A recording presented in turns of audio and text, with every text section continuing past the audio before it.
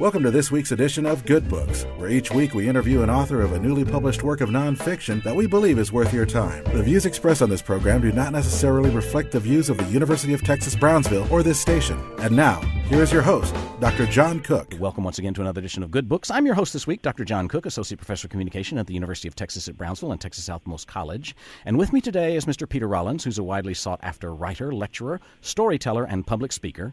He is the founder of Icon, a Belfast, Northern Ireland faith group that has gained an international reputation for blending live music, visual imagery, soundscapes, theater, ritual, and reflection. He currently resides in Greenwich, Connecticut. The book is The Idolatry of God, Breaking Our Addiction to Certainty and Satisfaction. Mr. Rollins, welcome to the program. Hi, it's great to be on the show. Thank you. I'm glad you're here. The introduction to this book is entitled The Apocalypse Isn't Coming, It Has Already Arrived. Let's start with that thought, if we could. Absolutely. The book is really arguing that Christianity calls us into a radically different way of thinking about the world and existing within the world, and that it's an apocalyptic movement because it completely restructures something very fundamental. And if I can mention what I think that is, I argue in the book that all of us are seeking certainty and satisfaction. We want something that will make us feel whole and complete, whether it's purchasing a certain product, having a certain amount of money, marrying a certain person, looking a certain way. Everywhere we turn, people are saying, you can be happy and satisfied. And in the book, I argue that the world is like a huge vending machine, and into that vending machine, the church, sadly, in much of its form, has come along and simply said, no, God's what will make you happy and complete, not the new car, not the big house. And I argue that what we're doing is we're just substituting one product for another, but that rather Christianity is inviting us into a whole different way of experiencing life, one in which, God is not some product that will make us whole and happy, but rather God is found in the experience of depth in the lives we already live. Mm-hmm. When you develop that idea of Jesus as just another product that resolves our issues, an object in the world to help us with our issues and problems, you also mention that history is overflowing with portraits of Jesus as the Marxist, the capitalist, the meek, the mercenary, the social reformer, the social conservator, and this enigmatic figure who died naked on the cross 2,000 years ago. And this colorful version of him is really the ultimate definition of an idol. We're always wanting Christ to be the solution to a problem. So the problem that we feel is, I can't be happy, I'm depressed, I've got struggles, and Christ is the solution. And I argue that's structurally similar to an alcoholic. Alcohol isn't the problem. Alcohol is the solution to a problem. There's something wrong in a person's life, and so they turn to the alcohol. And for me, the issue is you get rid of the problem, and then you get rid of the solution, which is the alcohol. And I'm arguing that, we make God into a type of drug, that's going to make us happy and whole and content, when actually Christ calls us to embrace our brokenness, to be able to face life in all of its difficulties and beauty, and not run away from it or self-medicate. Mm-hmm. The notion that there's something that we don't have that we need, and talking about creating out of nothingness is another theme that I like in this one.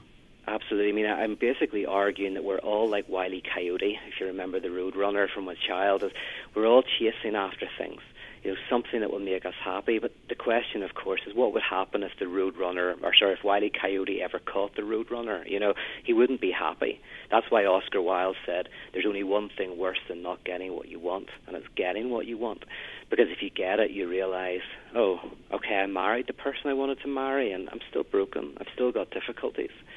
And so my argument is, in pursuing God or money or anything, if we pursue something thinking it will make us whole and complete, we actually end up in depression, in sadness, and we actually are crushed. But actually in losing our lives and giving up the pursuit, we actually find depth and find the sacred in life. If I could argue this, the church often, I think, sets the sacred up as a thing. The sacred is a location. So you've got Christian music, you've got Christian art, you've got Christian books. The sacred is something that you can set alongside the secular, that you can set alongside other things. And what I'm arguing is actually the sacred is the experience of depth in all things. Mm-hmm. And the role of the church is not to hold the sacred up as something, but rather to help us experience the sacred in everything, in the food we eat, the relationships we have, the service we do, that somehow we experience what it might mean to live before we die, to really enjoy and embrace life.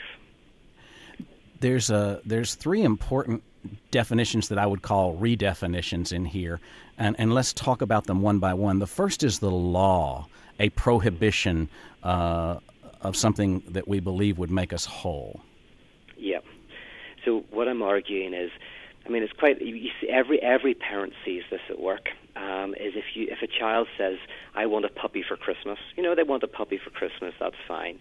But if the parents say, "No, you can't have the puppy," suddenly the puppy becomes magical. You really want the puppy.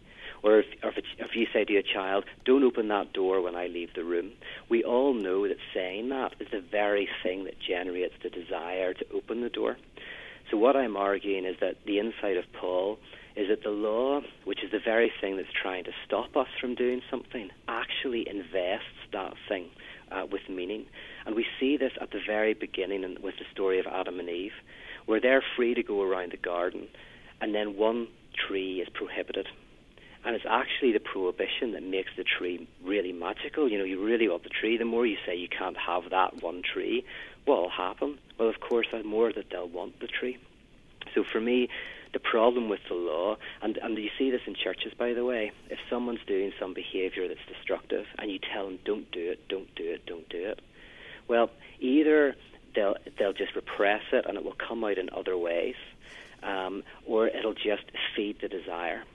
And it sounds crazy to say, but actually if you say to someone, you know what, it's okay, everything's permissible, not everything's beneficial, but I love you just the way you are, you don't have to change. That is actually the very thing that can enable us to change. Mm-hmm. The very act of saying, in grace, it's okay, I love you just the way you are.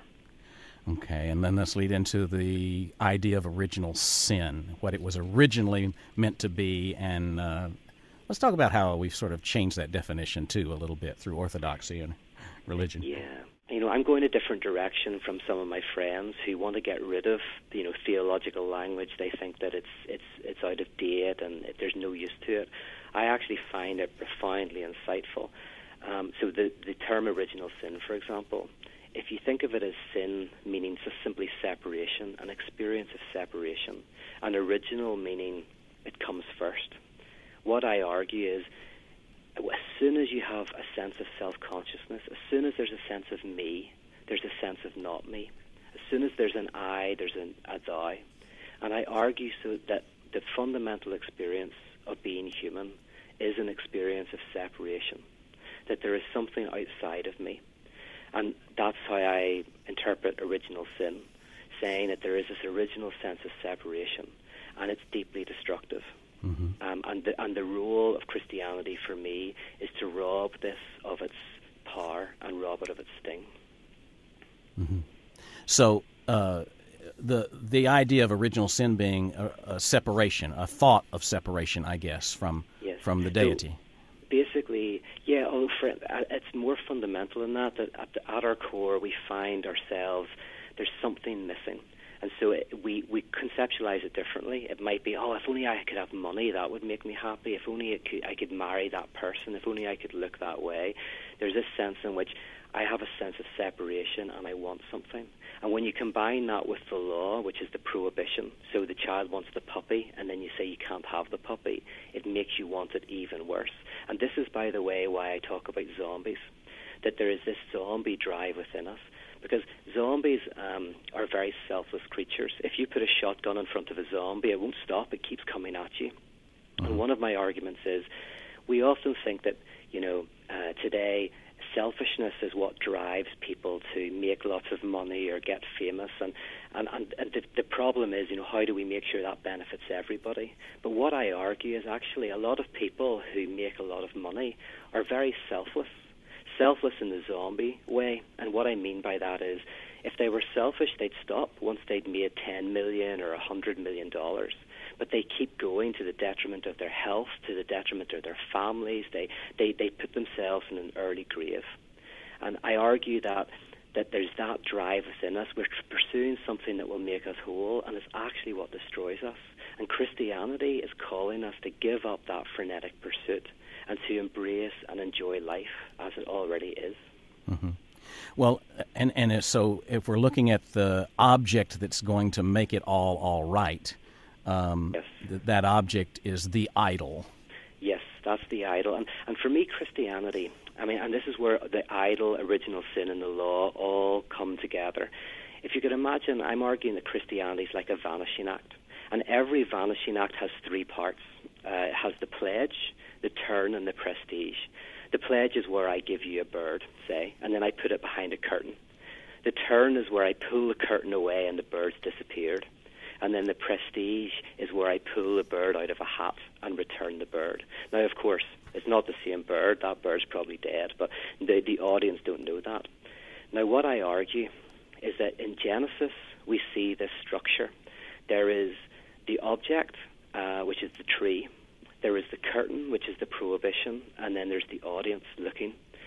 And I say that in Christianity, in the crucifixion, this stage is set up again. You have the temple where there's the Holy of Holies, and then behind the Holy of Holies, or in front of it, there is a massive curtain, and then there's the place where the priest stands and where we are watching. And what I argue is that in the crucifixion, Christ rips the curtain in half. We look into the Holy of Holies, that thing that we think will make us whole and complete, that object that we think will make us happy, whatever it is, and we realize it doesn't exist. The idol is impotent. There's nothing that will make us whole and take away the pain. But then there is the prestige. When everything is lost and in our darkest hour, we realize that no, God has returned in the body of believers, where 2 or 3 are gathered together in love, where the thirsty get water and the hungry get fed. And every time we take communion, we enact this magic trick. There is the pledge, the bread and the wine. There is the turn, the disappearance of the bread and the wine into our bodies. And then there is the prestige. We get up and we realize that God is in our midst. And God is not found in the escape from life, but rather God is found in the very embrace of life. Mm-hmm. So if we look at these interconnected things, original sin kind of drives our sense of alienation and provides the necessary ingredient, which is the creation of the idol. Yes, all three. I would say there's a sense of loss, a sense of separation, and when that's combined with the law, which is a prohibition, that generates the idol. So you need all three are interrelated. The sense of loss, the sense of gap, is not in itself a problem. The problem is when it connects with the law, and then what we do is we fantasize some object that will make everything good, and that's what I'm arguing. Whenever we make God into the product that will make everything good, God is an idol. And so, by the way, the church has the same problem as every other company, because the good news of Christianity is often you can be happy, whole, and complete. But then once you go to the front, a few months later, and things aren't going your way, they have to supplement. Oh, well, you're not reading your Bible enough, you're not praying enough, or you need to go to more conferences or read more books. In other words, they've got to figure out why are you not happy and content, and you have to add this stuff on. What I'm arguing is very counterintuitive. I'm saying the good news of Christianity is life is difficult, and you don't know the secret. And at first someone can go, that sounds really depressing. That doesn't sound like good news. But what I'm arguing is actually in being able to embrace your brokenness. Like, imagine you're sitting around a table with your family and one family member has died. If no one mentions that, the suffering is there. You can only start breaking free from the suffering when someone says, I miss Johnny, and someone cries and someone tells a funny story and someone laughs. And the argument is, actually we rob death of its sting whenever we face up to our darkness and bring it to the light. Mm-hmm.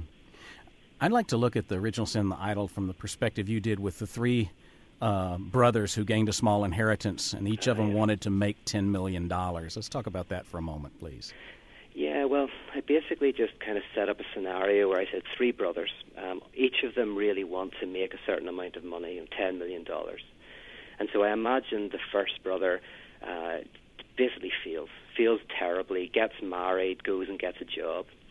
I say the problem is he's always thinking, what if I just kept pursuing it? And so he can't really enjoy his life because there's this little niggly thing at the back of his mind that if only he'd pursued his dreams. Then the second brother, I imagine that he also feels, but he doesn't give up. He just sets up one business after another and keeps pursuing his vision and never gets married, never settles down, never really has good friendships. And it's painful for him. And then I imagine, the third brother, he actually does it. He gets his $10 million and he's able to buy a nice house and have a nice car. But I argue that for him as well, there's a certain unhappiness. Is this it? Is this? Is all the pain in me gone? Am I suddenly freed from all my suffering? And I argue that Hollywood films operate with this. All Hollywood films operate generally with an idea that if you could be with that woman or get that revenge or get that money, you'll be happy. And the film always ends when the hero gets it. So when the hero kisses the girl, it doesn't end 6 months later when they're sitting in silent resentment in a restaurant because somebody didn't do the laundry. That's the impotence of the idol, is that we think there's something if we could grab it. But the truth is, there isn't. Mm-hmm. So this is a quote from the book. The impossible situation we all face is the conflict between giving up what we long for or pursuing it only to find it does not provide us with what we imagined. Yes. And so this is where Christianity comes in for me. Christianity breaks this whole system apart, and this is what I think forgiveness of sin means. Forgiveness of sin is kind of like the year of Jubilee, a time never enacted where, debts are forgiven. They're not paid. Debts aren't paid. They're forgiven. They disappear. And what I argue is, in Christianity, the experience of this sense of loss, this sense there's something that I either have to renounce or pursue or grasp hold of, is just gone. And what we find is a depth dimension to life. Mm-hmm. And that's how we live before we die. Mm-hmm. I love the exploration of the life of sin, the idea that sinful acts are simply acts dedicated to helping us grasp the idol, and they don't have any necessary connection to a particular thing like drinking or drug use or promiscuity or whatever. Absolutely. And funnily enough, this is something I think you see very much within the conservative churches. The conservative churches have always known that sin isn't simply, going out and getting drunk or something like that. Sin can be doing charity work. Sin can be, it somehow infests us all. And so what I'm trying to do is explain how that works and saying if you're doing charity work because you think that it will make you whole and complete, I think the theological term for that is works.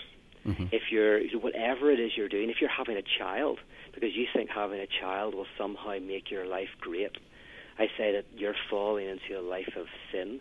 But I don't mean it like in some moral kind of you're a bad person way. What I mean by that is it's destructive to you. It will destroy you. And that actually we need to give that up and find a different way of living. Mm-hmm. Talk about the idol in terms of its existence and being sublime and meaningful a little bit. Yeah, well, I argue that, interestingly, the idol and God is, I think, revealed in Christianity. There's something, they're almost like two sides of a coin. And I argue that the idol has three aspects. One is the idol exists. Now, to exist literally means to stand out so you can grasp it, you can see it. So when I have an idol, it exists until I get it, until I grasp it and I realize it doesn't. Secondly, the idol is sublime. It's beautiful. I just go, if only I could get it, it would be amazing. Again, until I get it, and then I realize it's not. And finally, the idol is meaningful. It's something that will give me meaning in life. Again, until I get it, and I realize it's fool's gold. In contrast, I actually argue that if you take the example of love does not exist in the sense of you can't pick it out of a crowd and say, there is love. But love calls everything into existence. When you love, you see. if I'm going down the street and there's 10,000 people, but I love one of those people, they stand out from the background, from that undulating sea of others, I see them. So it's like the Torah out of the formless void is called forth. Secondly, love is not sublime. Love's not beautiful or wonderful. Love is that which says, look at that person in front of you. They are beautiful. They are sublime. They are wonderful. And finally, love is not meaningful. Love is what renders the world meaningful. So, for example, if you believe the world is meaningless, but you love, you cannot help but experience the world as utterly meaningful. And in contrast, if you believe the world is meaningful, but you don't love, you cannot help but experience it as meaningless. Mm-hmm. And then the trick for me is this. The moment we let go of God as beautiful, sublime, and existing, we experience God as the most sublime, meaningful, and existing of all things. It's like the light in a room. I don't see the light. The light enables me to see. And yet, strangely, all I see is the light. Mm-hmm. Speaking of not seeing things, your definition of ego prompted me to do some thinking. The idea that the ego is the image we have of ourselves, and the wonderful parable about the king returning to his home to find a beggar at the gates and seeing that man in rags, he called the servant and said, "There's a beggar outside. Throw him out immediately. Do you not know I am too kind and compassionate a man to look upon such suffering?" Yes, yes. Yeah, absolutely. I'm working from, I learned a lot from the psychoanalytic tradition, which kind of shows that often our beliefs aren't a representation of who we are. Our beliefs are actually protections against looking at who we are. So, for example, I might say, I love animals, but I eat meat, and I kind of know deep down that, it's a bit nasty what goes on behind closed doors. Now, I'm not saying it's right or wrong, but what I'm saying is, I say, for example, as well, I love children. I think children are brilliant. But if I buy a chocolate bar, and I know those cocoa beans come from the Ivory Coast, and I know that they're being picked by 12 and 13-year-olds who are being abused and treated as slaves. I know that, but I don't want to face up to it. So I have a story that I tell myself about myself. I'm kind and compassionate. I love children. And I don't blame us for doing this. But what I'm interested in is how we wear masks. And you see this in alcoholics. By the way, an alcoholic will say, I'm not an alcoholic. I could give up drink any time I want. That's the false story they have. But in Alcoholics Anonymous, the first thing you have to do is you have to say, my name is Peter and I'm an alcoholic. In other words, you have to briefly strip away the mask and go, you know what? I might say I'm not an alcoholic and everything's great, but deep down I am. And for me, the church has to be that place where we are able to say, my name's Pete, and I don't like people. My name's Pete, and I'm angry, and I do things that are not good. And it's just like AA, in a community of grace, which says, it's okay, you don't have to change. We'll just listen to you and be there for you. And for me, the trick is in a community of grace where you don't have to change. Real, genuine transformation can happen. Mm-hmm. Now, that ties in nicely with your discussion about all the mythologies that we create to give us a sense of place and purpose. Our cultural, our political, our religious narratives are all there to inform us about what's civilized and what's right and what's good and what's significant. Yes, yes, absolutely. And, this really, I do want to mention Jesus' talk about the whitewashed tombs, because we make things look good on the outside, but on the inside there's hypocrisy. Yes, yes, absolutely. I think some of the most radical stuff that Paul said, where when he said there is neither Jew nor Gentile, male nor female, slave nor free, for all are made one in Christ, because those were the 6 tribal identities of his day. Just like today we have tribal identities, those were the identities. We may have Republican and Democrat and all these other ones, but those were the 6 of his day. And he said, when you identify with Christ, you identify with someone who was put on a cross, and we don't really recognize what that means today. Whenever you were put on a cross, that means, you were cursed of God, so you weren't part of the religious identity.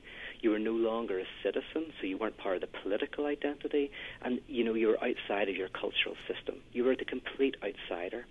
And this is where I think there's interesting connections with pirates, actually. The original pirates were called villains of all nations. Mm-hmm. They were not welcomed by anyone, and so they could welcome everyone.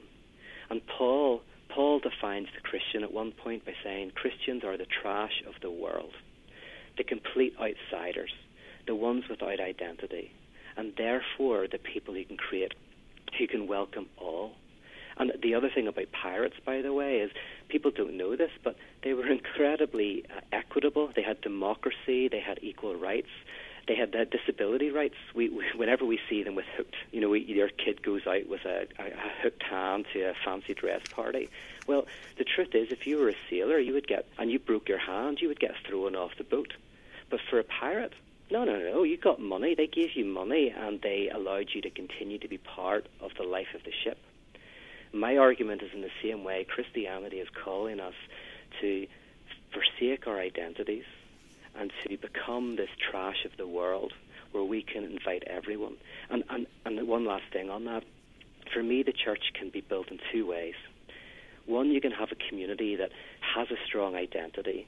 We're not them. We're not the Muslim. We're not the Jewish person. We're not this. We're not the atheist. So we have a strong sense of community because we are right and those baddies are outside. Mm-hmm.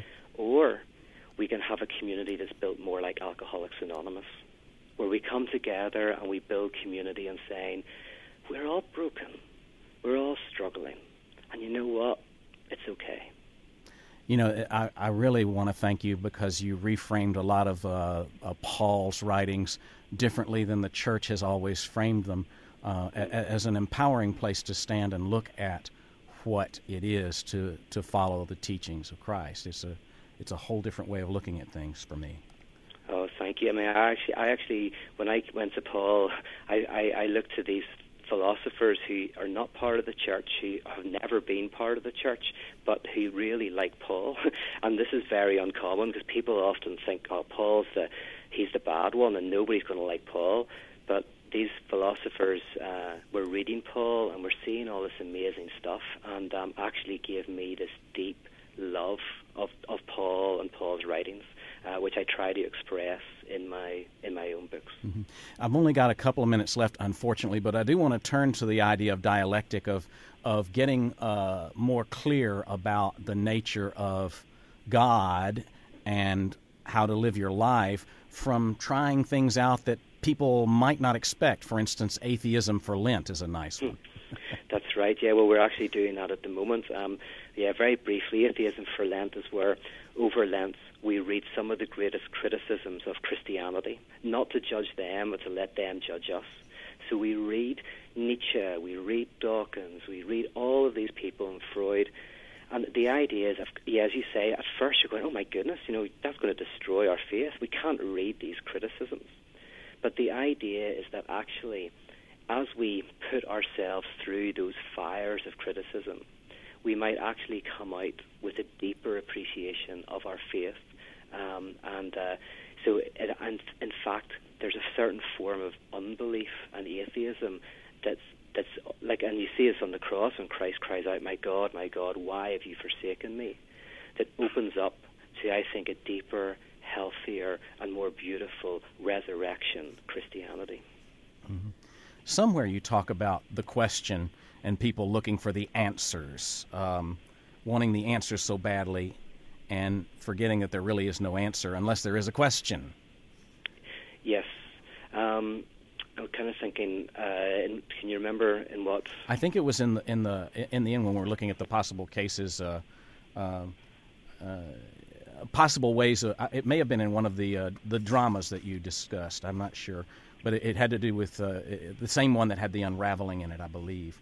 I can't find it right now, but I'm looking. Well, yeah. I mean, the big thing for me is, we all want answers, and in fact, the problem with other people who have different beliefs and practices to us is they cause us questions, and that's why we often don't like them. We have one of four reactions. We either try to consume them, make them like me, I want them to have my answers. If we can't do that, then we vomit them out, get rid of them. Or we tolerate them. We say, listen, keep your weird beliefs and practices behind closed doors, and that we can hang out. Or finally, the enlightened kind of let's have an interfaith dialogue where we sit down and we see where, to be honest, we both substantially agree. Between our differences, there's an ocean of sameness. And I reject all four of those, because in all four of them, I'm right. The first three, I'm right and you're wrong, and in the fourth, we're both right. What I argue is this, is that the true multicultural experience is when I meet someone whose beliefs and practices are really bizarre and monstrous and weird. And then I see myself through their eyes, and I realize, oh my goodness, my answers, my beliefs and practices are monstrous, strange, and weird. Mm-hmm. And so the fear of the other is often a fear that they will expose the otherness that we are to ourselves. And I want to say that no, we need to break apart our answers and interrogate them so that we can find a healthier way of living and being. Mm-hmm. This is a provocative work, and a half hour doesn't do it justice. We've been talking with Peter Rollins about the idolatry of God, breaking our addiction to certainty and satisfaction. I'm your host, Dr. John Cook. Thanks for listening. We want to remind our listeners that although we air 4 times a week on our NPR affiliate, you can also hear our shows recorded on our Facebook site, Good Books Radio. Hope to see you again next week. Thank you.